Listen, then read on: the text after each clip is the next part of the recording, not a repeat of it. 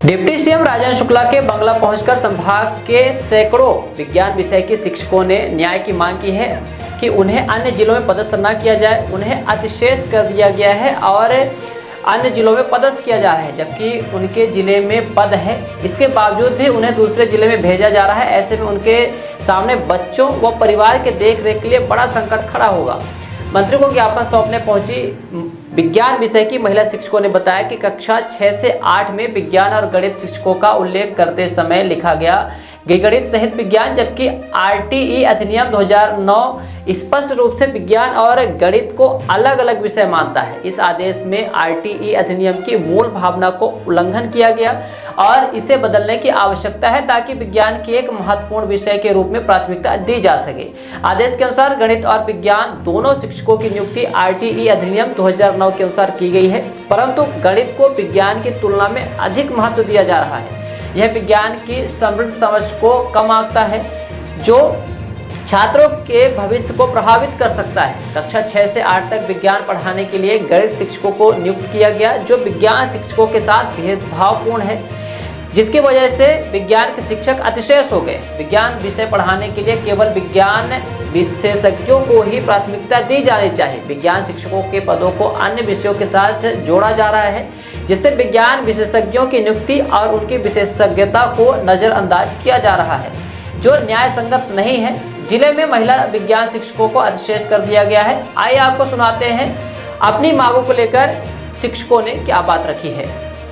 मैं माध्यमिक शिक्षक हूं और वर्तमान में हम लोग जिस समस्या से जूझ रहे हैं उसको सारा मध्य प्रदेश देख रहा है और सारा मध्य प्रदेश और हमारी बहनें यहाँ पर जो खड़ी हैं सब सह रही हैं। सर, मैं थोड़ा नियमों पे यदि बात करना चाहूँगी तो ये देखिए, ये हमारा आरटीई एक्ट जो 2009 में लागू हुआ था, ये गजट है। इसके आप यदि पेज क्रमांक 12 पे बात करें तो यहाँ पर ये देखिए, मैंने इसे हाईलाइट किया है। ये पेज क्रमांक 12 के बी बिंदु पे स्पष्ट उल्लेख है कि यहाँ पर साइंस और मैथ का टीचर किया जाए, लेकिन हमारे शासन ने इसकी जो विवेचना की, इसकी जो व्याख्या की, मनमाने तरीके से की। जब हमारी पदस्थापना माध्यमिक विद्यालयों में हुई थी उस वक्त गणित के शिक्षक भी थे और हमको भी भेजा गया था, तो आज हम अतिशेष कैसे हो सकते हैं? आज यदि उस वक्त उनके पास व्यवस्था नहीं थी तो उन्होंने हमें क्यों पदस्थापना की, उस विद्यालय में क्यों भेजा? इतने साल नौकरी करने के बाद सोचिए, हमारी बहुत सारी बहनें ऐसी हैं सर जो जिले से बाहर 17 साल से जिले से बाहर थी। सरकार ने जब वैन खोला सर, यहाँ रिक्तियाँ दिखाई, तत्पश्चात ही हमारी बहनें यहाँ पर या हम लोग यहाँ पर आए। आज सरकार ऑनलाइन ट्रांसफर, यदि आपके पास स्थान नहीं था तो आपने हमें हमारा रास्ता ही क्यों यहाँ पे खोला आने के लिए?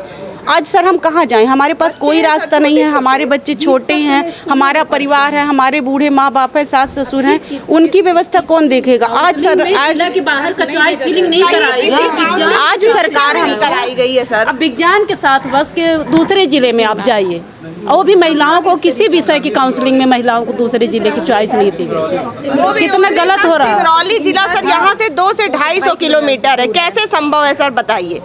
आज सरकार हमको सर चितरंगी के जंगल में जाने को मजबूर कर रही है। यदि हमारे साथ वहाँ कोई घटनाएं होती हैं, सरकार ने ऐसी कौन सी व्यवस्था वहाँ पर की है कि हम जाके महिला, ना तो हम वहाँ बच्चे ले जा सकते हैं, ना अपना परिवार उठा के ले जा सकते हैं, वहाँ हम अकेले जाके रहने को मजबूर हैं। कल हमारे साथ कोई घटनाएं दुर्घटनाएं होती हैं तो क्या इसका सरकार जिम्मेदारी लेती है? हमारे बच्चों के साथ अगर हमारे बच्चों का क्या होगा? जिनके भविष्य के लिए आज हम ये मेहनत कर रहे हैं, नौकरी कर रहे हैं, उनका भविष्य तो हमारा अधर पे छोड़ के जाएंगे बताइए। जिन बच्चों को पढ़ाने के लिए जाएंगे, जब हमारी मानसिक स्थिति ठीक नहीं होगी तो उन बच्चों को जब तक एक शिक्षक खुश नहीं रहेगा सर, विद्यालय की स्थिति अच्छी नहीं होगी और कोई भी शिक्षक बिना खुश हुए अच्छी शिक्षा प्रदान नहीं कर सकता है।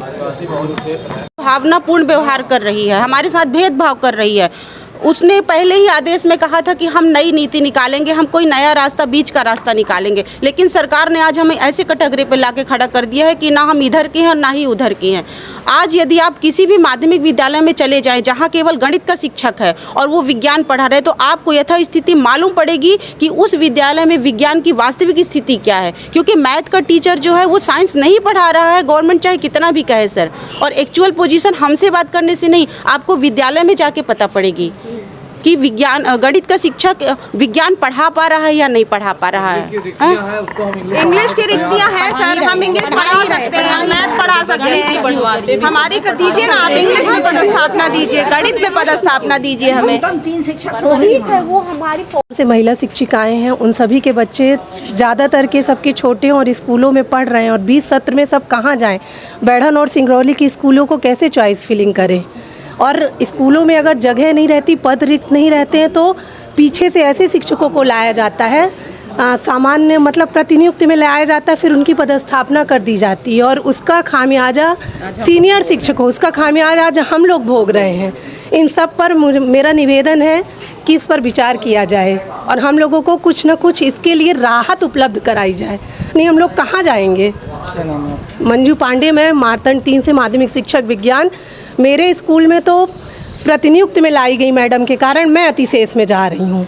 3 पद हैं संरचना में और 4 शिक्षक काम कर रहे हैं, और चौथा जो लाया गया वो पद नहीं था, वो प्रतिनियुक्त में आई थी, एमएड करने गई शिक्षिका के स्थान पर आई थी काम करने के लिए, और उनकी पदस्थापना कर दी गई और उनको पोर्टल पे दर्शा दिया गया और मुझे अतिशेष में ला दिया गया। ऐसे सर हमारे स्कूल में भी था, ऐसे हमारे स्कूल में भी था। हम शहडोल से ट्रांसफ़र होके आए, तब यहाँ मनोसी लेके आए तो विज्ञान की जगह थी। उसके बाद दूसरा शिक्षक आया और वो पोस्टेड हो गया और हमको अतिशेष बता दिया गया। ऐसे ही लगभग सभी के स्कूल में यही केस है जी।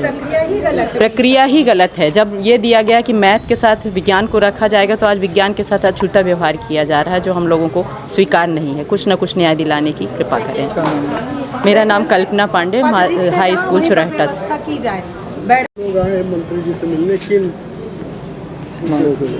सर, मुख्य रूप से विज्ञान विषय के शिक्षकों को अतिशेष माना जा रहा है। ये कहा जा रहा है कि पद रिक्त नहीं है। हमारे यहाँ पद रिक्त हैं।